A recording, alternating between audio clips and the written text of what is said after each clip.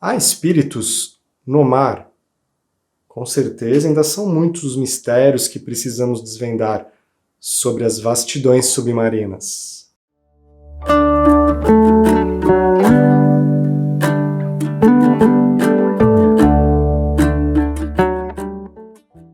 Que bom que você está aqui no canal Estrada Sem Fim. Meu nome é Áureo. E cobrindo 71% da superfície planetária, o oceano é parte essencial da Terra. Regula o nosso clima, sustenta a nossa biodiversidade, mas é um desafio para a ciência pesquisar e conhecer todo esse imenso território, profundidades médias que chegam a 3, 6 quilômetros, a pontos onde a profundidade passa dos 11 quilômetros. Muitas regiões em zonas internacionais, a maior parte delas, o que desestimula ainda mais a pesquisa oceanográfica. Não é à toa que a humanidade conhece melhor a superfície de Marte do que o fundo dos seus oceanos. Mas será que em toda esta imensidão aquática existe apenas a vida material? Um ponto importante para se esclarecer é que o meio aquático não é barreira aos espíritos desencarnados, que não precisam mais respirar o oxigênio, como fazemos aqui com o nosso corpo físico. Um exemplo disso encontramos no livro Nas Fronteiras da Loucura, de Divaldo Franco, onde o espírito Manuel Filomeno de Miranda descreve uma assistência espiritual liderada pelo mentor Bezerra de Menezes a recém-desencarnados jovens que perderam seu corpo físico num acidente automobilístico. O carro caiu num rio e as equipes espirituais adentram aquele meio aquático, emergem nas águas sem o menor desconforto, apenas com o treino, com a prática mental, para efetuar o desligamento daqueles jovens de seus corpos físicos.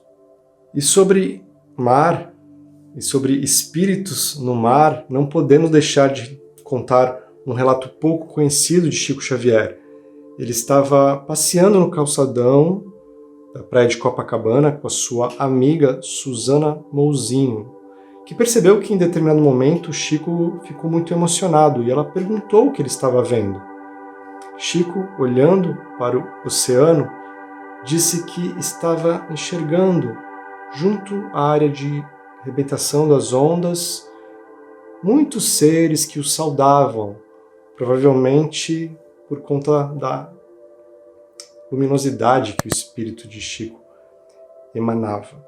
E Chico Xavier deixou bem claro para sua amiga que não se tratavam de espíritos humanos. Muito provavelmente eram seres elementais. Temos um vídeo sobre isso aqui no canal que eu vou deixar na tela final. Seres elementais que, exercendo tantas funções junto à Mãe Natureza, não poderiam deixar de estar presentes nos oceanos. E sobre os oceanos, a Umbanda também nos traz lições muito interessantes sobre o mar e seus mistérios. O escritor e o grande médium umbandista já desencarnado, Rubens Saraceni, no seu livro Umbanda Sagrada, ele fala muito sobre o poder saneador da energia marinha. E explica que à beira-mar, sobre o mar e dentro do mar existe um plano etéreo, onde são regidas milhões de consciências pelo orixá, pela orixá Iemanjá, essa força da vida, uma força da natureza que é atuante nos oceanos. A Umbanda também ensina que junto aos mares existe uma falange de trabalhadores conhecida como a linha dos marinheiros, geralmente espíritos de marujos, pescadores, capitães do mar, piratas, que servem à espiritualidade com muita alegria e cordialidade. E essa energia marinha tão benéfica é muito aproveitada pela espiritualidade. É muito comum espíritos que estão fracos, precisando de uma assistência, espíritos recém-desencarnados, serem levados a regiões à beira-mar para se refazerem energeticamente. Nós mesmos, encarnados, quando estamos fora do corpo, pelo sono físico, muitas vezes buscamos esses recursos. Temos um exemplo de uma atividade como essa no vídeo O Espírito que Sentiu Inveja por Não Ter a Mesma Luz, que eu vou deixar aí no card. Um outro tipo de trabalho espiritual muito interessante que acontece no meio marinho, encontramos numa psicografia do professor Wagner Borges. O título da psicografia é Uma Viagem Espiritual sobre as Ondas do Mar. E ela relata trabalhos de cura envolvendo animais, envolvendo os golfinhos, que são aproveitados pelos guias espirituais para tratamento de espíritos que estão precisando. Na psicografia, a espiritualidade explica que os golfinhos eles são naturalmente portadores de uma grande vibração de alegria, e quando eles estão lá nadando, brincando, pulando, as suas auras se expandem. E toda essa energia é aproveitada por espíritos ligados a colônias que existem ligadas ao mar. E são levados espíritos que estão precisando de auxílio, que recebem não só essas energias que são trabalhadas e direcionadas dos golfinhos pelos guias espirituais para esses espíritos em necessidade, eles recebem não só essas energias, como também a alegria desses animais magníficos. Muitas coisas acontecem nas imensidões marinhas. Sobre isso, há um livro muito interessante chamado Aglon e os Espíritos do Mar. Este livro é do médium Rafael Américo Ranieri, médium que foi amigo de Chico Xavier, já desencarnado também. E Ranieri foi levado em projeção astral, projeção da consciência, pelos seus mentores espirituais para conhecer as vastidões submarinas. Um dos espíritos que compõe a equipe espiritual que acompanhava Ranieri era o do escritor francês Júlio Verne, desencarnado em 1905, um grande escritor francês, precursor do gênero ficção científica, ele que foi o autor de um dos maiores clássicos da literatura mundial, 20.000 Léguas Submarinas. Primeira edição do livro Aglon e os Espíritos do Mar é de 1987.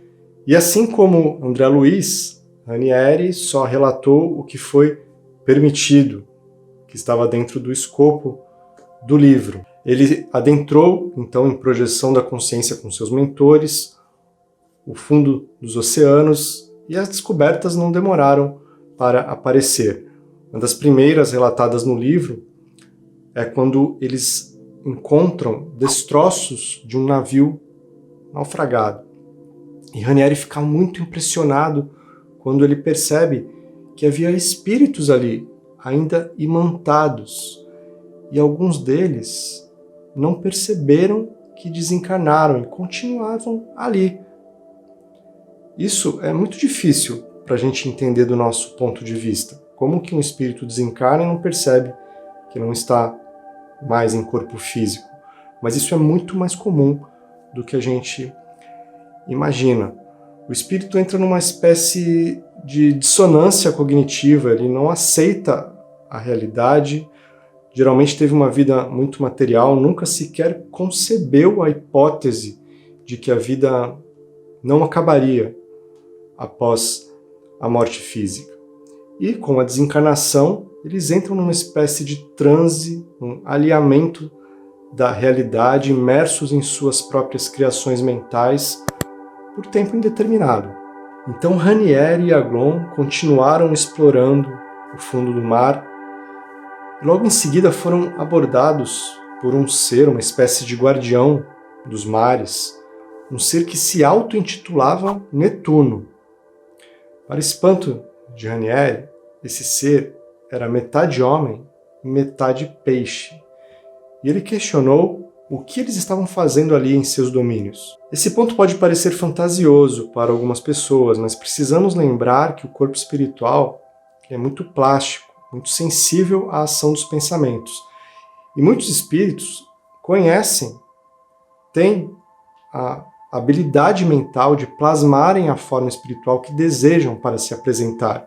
E muitos fazem isso plasmando formas que visam impor medo, respeito aos seus pares. No fundo do mar há planos etéreos muito próximos vibratoriamente ao plano físico. Então ainda existem, nesses lugares, seres que se julgam no direito de dominar outras consciências, ainda aprisionadas na culpa, no remorso. Então esse ser, que se auto-intitulava Netuno, convidou Aglon e Ranieri para conhecerem os grandes presídios das profundezas, para onde eram levados os espíritos que eram julgados pela organização da maldade, que ele fazia parte. Exatamente como encontramos no livro Libertação, de Chico Xavier, livro em que André Luiz visita uma cidade umbralina. Lembrando sempre que nenhum ser fica retido nessas regiões eternamente. Todos são monitorados pelas forças da luz e sempre há um momento em que o resgate ocorre, o ser é encaminhado para outro local, para continuar o seu caminho evolutivo. E nesses presídios aí das profundezas, Ranieri ficou muito impressionado, porque ele percebeu que aqueles seres aprisionados, muitos estavam inconscientes, outros tinham os olhos vidrados, como se estivessem tendo pesadelos. E para a surpresa de Ranieri, Netuno disse que também iria prendê-lo por alguns séculos, porque identificou que ele também tinha dívidas com o mar, que em uma encarnação passada, Ranieri havia sido um chefe de um grupo de piratas que saqueava pedras preciosas de diversas nações, de navios de diversas nações, e muitas pessoas pereceram nesses combates. Claro que a ameaça não se concretizou pela condição de encarnado de Ranieri, pela proteção do seu mentor Aglon. Ranieri também viu seres que pareciam estátuas, lembrando aquela narrativa bíblica em que a mulher de Jó foi transformada numa estátua de sal. Mas o mentor, sempre acolhedor, tranquilizador, explicou que ali estavam vendo processos de reeducação espiritual. Seres que passavam por um sono restaurador para que, no futuro, pudessem prosseguir em paz e tranquilidade. Ranieri também pôde testemunhar, ver o processo de resgate de espíritos que estavam desencarnando num naufrágio de um navio de passageiros.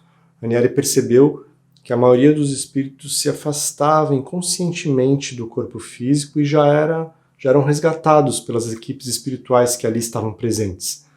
Uma das equipes chegou para esse trabalho de resgate num veículo espiritual que Ranieri descreveu como se fosse uma nave espacial. Com certeza porque ele não encontrou palavras para descrever ao certo o que estava vendo, mas ele sim percebeu que a maioria daqueles seres que estava desencarnando naquele naufrágio já eram recolhidos, resgatados e encaminhados para postos espirituais, localizados ali mesmo, nos planos espirituais do oceano.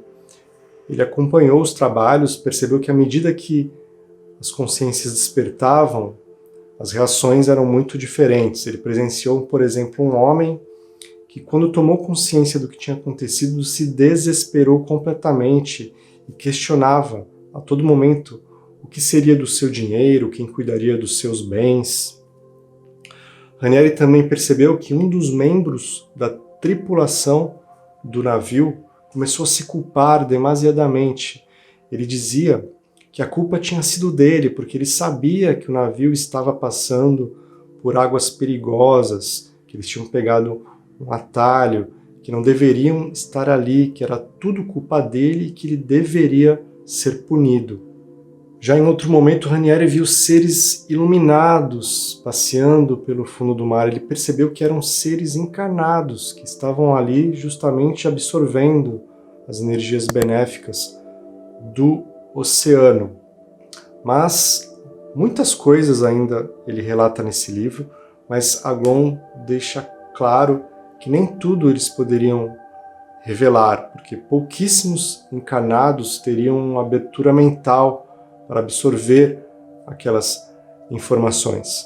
E em sua jornada de estudos e observações pelos oceanos, o médium Ranieri, acompanhado do seu mentor, ele encontrou até um ser de outro planeta, no caso, uma consciência de Vênus.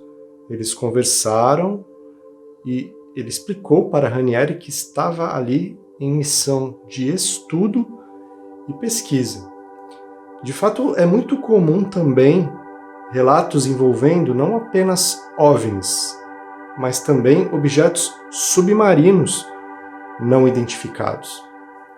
A médium doutora Mônica de Medeiros conta que há uma base extraterrestre submersa ali na região litoral sul de São Paulo, da reserva de Jureia e Tatins. Curiosamente, a região ali de Peruíbe tem uma atividade ufológica muito grande, concentra 40% de todos os relatos do estado de São Paulo nesse campo. Nós ainda estamos precisando aprender muitas coisas sobre a realidade que nos cerca.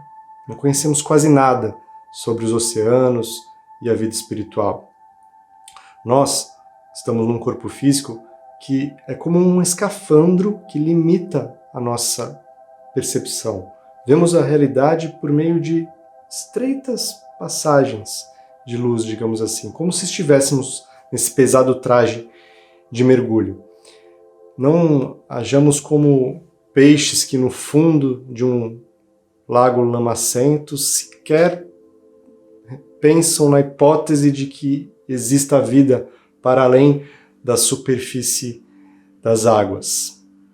Hajamos sempre com humildade, tendo a consciência de que somos eternos aprendizes nesta estrada sem fim. Vou deixar na tela final um vídeo sobre um conto espiritual presente na obra de Chico Xavier, um vídeo também sobre os elementais, espíritos da natureza. Peço para que vocês curtam o vídeo, compartilhem com quem possa se interessar. Agradeço muito por terem ficado comigo até aqui e até um próximo vídeo, pessoal. Tchau!